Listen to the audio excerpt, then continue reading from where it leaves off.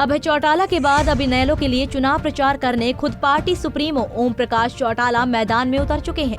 OP Chautala ने अपने चुनाव प्रचार की शुरुआत शामड़ी गांव से की है। बड़ौदा उपचुनाव को लेकर ओपी चौटाला शुक्रवार को कुल 9 गांव का दौरा कर वहां जनसभाएं करेंगे और पार्टी के लिए लोगों से वोट की अपील करेंगे।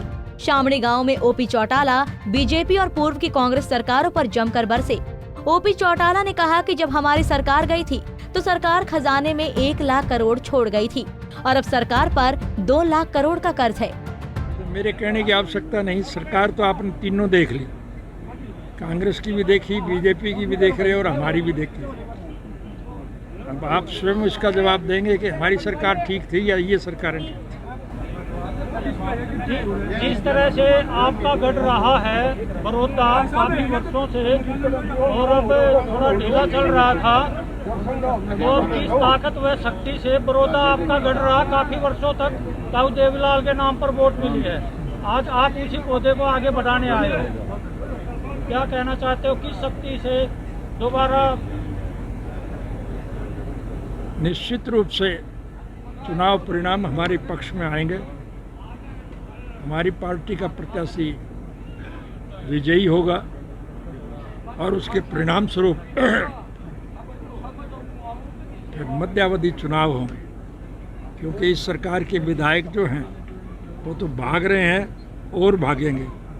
इनका गठबंधन टूट जाएगा और फिर निश्चित रूप से चुनाव होगा और मध्यावधि चुनाव का परिणाम जो है वो इस चुनाव के परिणाम के साथ जुड़ेगा।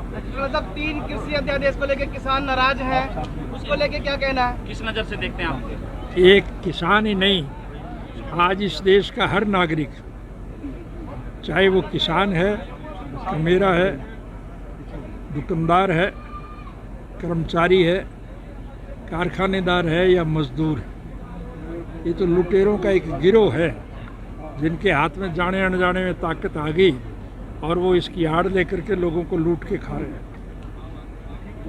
भाजपा की ओर से दावा किया जा रहा है कि 500 करोड़ रुपए के विकास कार्य करवाए हैं। ऐसा ही भूपेंद्र सिंह हुड्डा कह रहे हैं कि उनके 10 साल के कार्यकाल में बड़ौदा में खूब विकास हुआ है। मैं सारा अगर बताता तो समय लग जाता जी, लेकिन हमारी जब सरकार गई थी जी,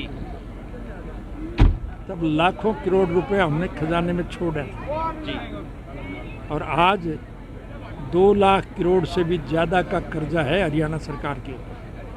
कर्मचारियों को तनख्वाह देने के लिए भी हर महीने ये कर्ज लेते हैं। तो विकास का काम कहाँ हुआ है?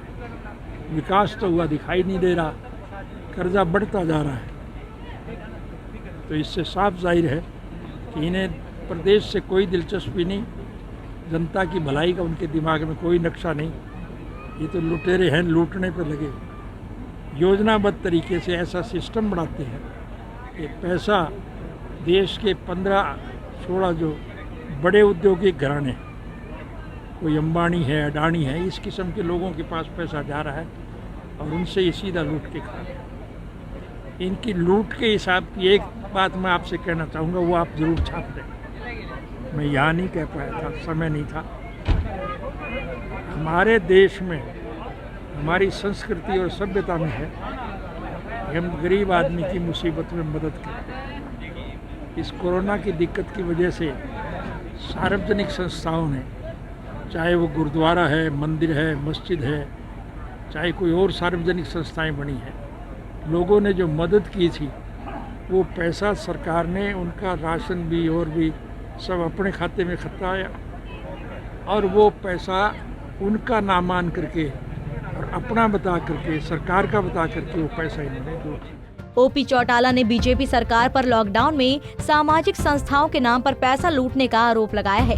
बता दें कि ओपी चौटाला 23 से 29 अक्टूबर तक बड़ौदा हल्के 54 गांव का दौरा करेंगे और इनेलो के प्रत्याशी के लिए वोट की अपील करेंगे।